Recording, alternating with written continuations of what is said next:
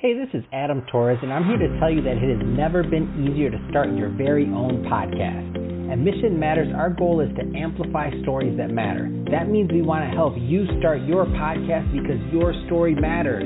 We can do this in 3 different ways. 1, join our podcast school and take a free or paid course.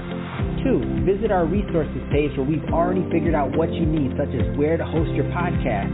Or 3, heck, we can even do everything for you through our podcast agency, including editing for cheaper than you can do in-house. Oh, and no contract, service is month to month. Get started by heading over to missionmatters.com and click on Start a Podcast. All right, now let's get into the show. Hey, I'd like to welcome you to another episode of the Mission Matters Business Podcast, your source for all things business. My name is Adam Torres. You can follow me on Instagram at AskAdamTorres. Keep up with my book releases, book tour schedule, signings, all that other good stuff. Always love to connect with you there.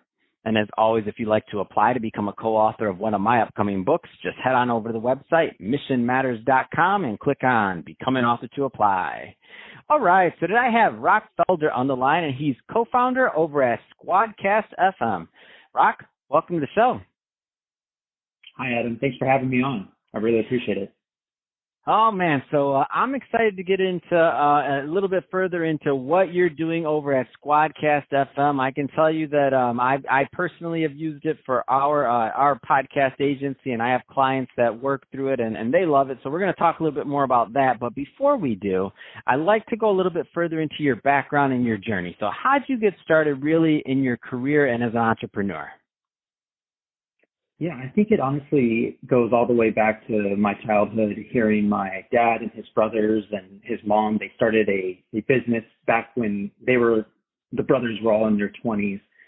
So I wasn't around then, but I got to hear about those stories of them running the business. And then, just kind of knowing that that's in my blood and hearing all the fun stories and challenges that they had to encounter and how they went about solving them, I thought was fascinating. So I'd always had an interest in business and kind of saw that entrepreneurship was in my blood, but I never really thought I was going to be someone that was entrepreneurial. However, I was very interested in business. So out of high school, I went to college at Sacramento State, I got 2 degrees, one in accounting and one in finance. It just felt like that was a good career path. And this was in like 2011 and 10. So like the recession, the Great American Recession, was like still kind of fresh in my mind, and I really was hoping for a good, secure job. And so I found one at a public accounting firm shortly after I graduated from college. And it was a good career, and I'm really happy that I chose it as my first job outside of college. However, after 3 or 4 years of kind of climbing the corporate ladder or corporate pyramid, if you will, I just realized that there was just something missing, and I was really looking forward to doing something more independent, creative, and entrepreneurial. So I've kind of been starting to financially and mentally prepare myself to do something more in those waters. And then in 2016, one of my good friends, Zach, who's my co-founder of Squadcast, I've known him since high school. He approached me with this idea that is now Squadcast, and it's been a great journey ever since. Man, what an exciting ride! I love it, and it's great. I didn't know Zach was here. I know we're going to get Zach on the show, so if you're listening to this, Zach, your interview's coming up next. But I'm excited about that. But I love it. I love when you partner up with somebody or somebody with at least a like vision, right? Because that vision part of things is so important, especially when choosing co-founders and like it's a marriage. I always tell people that all the time. Like my co-founder over here, Shirag, we're joined. Whether we all I say we like it most of the time, but it's working with the co-founders interesting.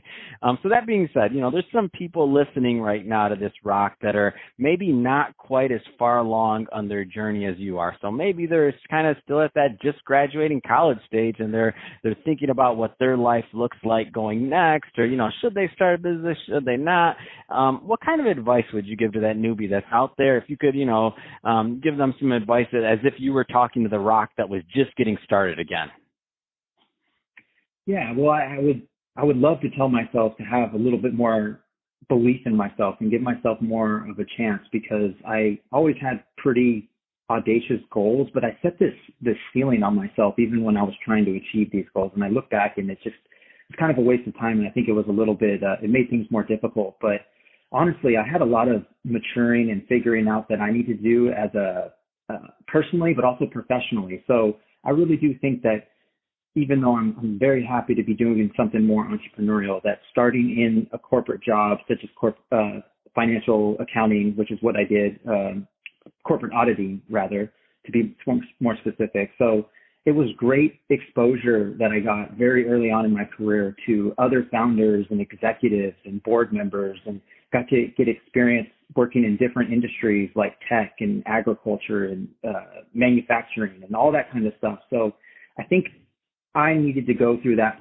period and really learn what it was like to be in a professional organization, working with different clients, different personalities. It helped really with my confidence on when I go into discussions with other companies. Like I'm familiar with talking to them because I've been doing it for 5 to 6 years. So I don't think there's any shame in working for somebody else or learning from somebody else. But I'm definitely think that if you have any type of desire for doing something entrepreneurial, that it's certainly worth a shot. And that's what this whole project of Squadcast has been about for me, was just eliminating what if. I had always wondered, what if I had started my own company? What if I was a part of something from the ground up?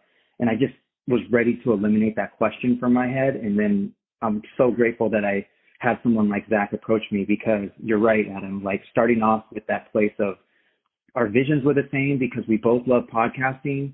Our skill sets were different enough that we thought we complemented each other well, but we've seen that we actually really do complement each other well. And then also just starting from a base of trust. I just don't know. I really feel for founders that are either going on this journey solo or looking for that other co-founder and not able to start off with their friends network the way that Zach and I did, because we also have other friends of Zach's brothers on the team. So there's a lot of trust and loyalty as kind of the building block. So that's another big thing, is finding people to go on this journey with, because it can be lonely even with a co-founder, but I couldn't imagine going on it without one. Yeah, that's awesome, and I love that you bring. If I had to title this, it'd be "Bringing Family Business to the podcast world." I'm loving it. I love that Squadcast is a family business, and that it's tight knit like that, and that and that you're doing great work.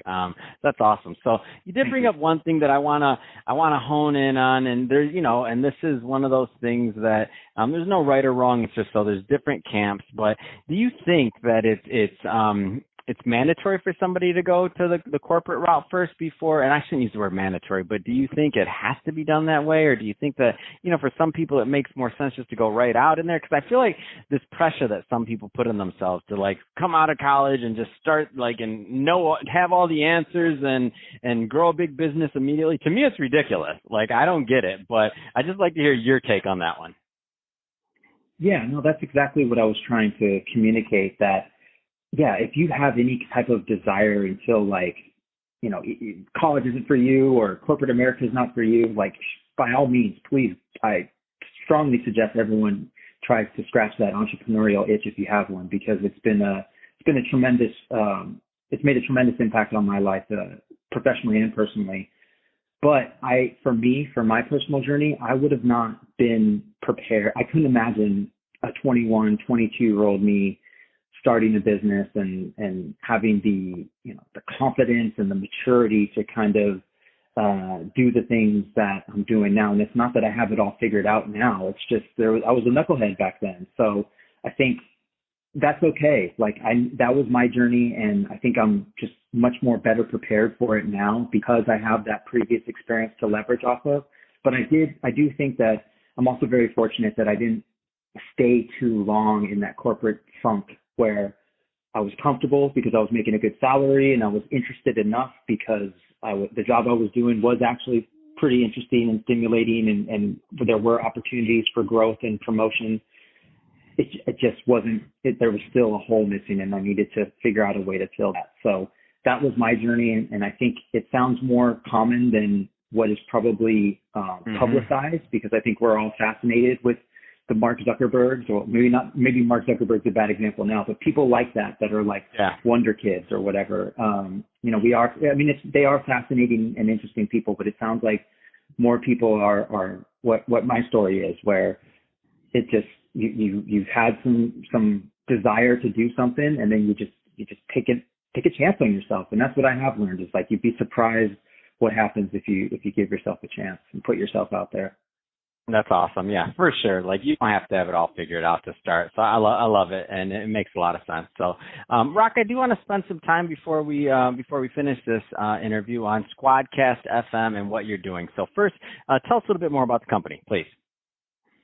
Yeah, so Squadcast is a web app. It's very similar to Zoom, where it's like a video chat component where you can see people. The big difference is that we help professional podcasters record the audio in that session in the highest sound quality possible, so it sounds to your listeners like it happened in the same room. It doesn't have that kind of Skypey sound where you can hear the dips in the connection due to the reliance on internet. So Squadcast does a lot of the heavy lifting to ensure that you and your guests don't have to wrestle with the tech and just can join each other in this virtual studio, have a great conversation, and it's going to sound amazing to your listeners when you produce it as a podcast. No, I love it. It's I think Squadcast is a great service, and like I said, for those so our podcast agency, we use it for our clients that want that additional level of sound quality. Because the bottom line is, I mean, you can only you have to use a service like Squadcast if you, in my opinion, unless you're in studio and you have, the guest is there with you in studio and you're right there. But I mean, that for 99%, or I could be wrong, I'm obviously making that number up, but let's say 99%, I'm right, of podcasters out there that are listening to this. Like, that's just not going to be realistic for you to be in studio with somebody, especially, depending on distancing or anything else that's going on when somebody's listening to this. Like, nobody wants to be in a studio with another person they don't know, and it's just not happening. So that being said, like something like Squadcast just takes all that out, and just to kind of walk somebody through the user experience of that, because there's different levels of potential and current podcasters listening to this show right now. So just maybe explain it for like a newbie, like how easy it is to use. Because I've watched your demo before we started using it for our agency, for our clients, and one of the things that really stuck out to us was that it's just so easy. Yeah, well, thank you. It's a delicate balance trying to make it easy, but also ensure that the quality is up to a high standard and reliably delivered to you. So it really means a lot for the support, and to thank you for giving us the opportunity to help your clients out. So the way Squadcast works is you head over to the website. It's squadcast.fm. You can sign up and start your 7-day free trial. We really want you to feel confident about that first remote interview you do on Squadcast, and not have to worry about any of the other things that have been common with having a remote interview, like, will I get this recording? Is it going to sound good? Like, we really just want you focused on just having that great conversation. So you create a session on Squadcast after you've logged in. You can schedule it in advance, or you can schedule one on the fly, and you can invite a guest by providing them a link directly, or you can invite them via email. All the guests have to do is click the link. They don't have to download or install anything. And then boom, they're going to be in that virtual studio session, cloud studio session rather, and you'll be able to see each other. We felt that like that was really important, that even though the video isn't being recorded yet, that is coming soon. We felt like it was still important for the guest and the host to see each other and really build that connection that hopefully gets carried over to the conversation that's being recorded. And again, Squadcast is taking care of all the heavy lifting, ensuring that studio sound quality is captured. We do that by capturing the audio at the raw local source. So what's being spoken out of everyone's mouth is being recorded. Squadcast is uploading that progressively, part of some patent pending technology we developed. So as the conversation is going, it's being automatically saved. So if there is ever a moment of failure, you don't have to lose that content. All you have to do is reconnect, and you can pick up where you left off. Additionally, as soon as you hit stop on the recording, because of our progressive upload feature, it's going to be available to download within seconds, maybe a minute, depending on how long you record, but you don't have to worry about having your guest or you stay on and leave your web browser open, because it's already there. It's already safe in our cloud. Finally, just as an extra layer of security, we're always recording backups in the background. Just if there is, for some reason, something goes strange with those primary recordings, we just want you to let you know that we always have your back by that second layer. Thankfully, less than 1% of recordings on Squadcast require a backup, so it's not something that's really used, but it's more so the peace of mind that we're trying to offer. And yeah, and it's downloadable in separate audio tracks, WAV or MP3. We found that a lot of professional podcasters that we help out, because they have some post-production process, the separate audio files allows them to edit the tracks independently and then combine them in that post-production. So we really set them up for success when it comes to editing, and we play nicely with all different kinds of editing software. And that's about it. Fantastic. So, Rock, if somebody's listening to this, and thank you for that. So if somebody's listening to this, and if they want more information on Squadcast FM, I mean, what's the best way for them to get that info? Yeah, so squadcast.fm is the best way to find us. It's our webpage, and it's full of resources and just information about the product, but also just information to help you be a better podcaster. And we really see it as our opportunity and our job to help people become experts at recording remotely. And what we've learned is it doesn't have to be difficult or super complex to record a great conversation remotely, and that's what we're here to do. So squadcast.fm is where we can help out.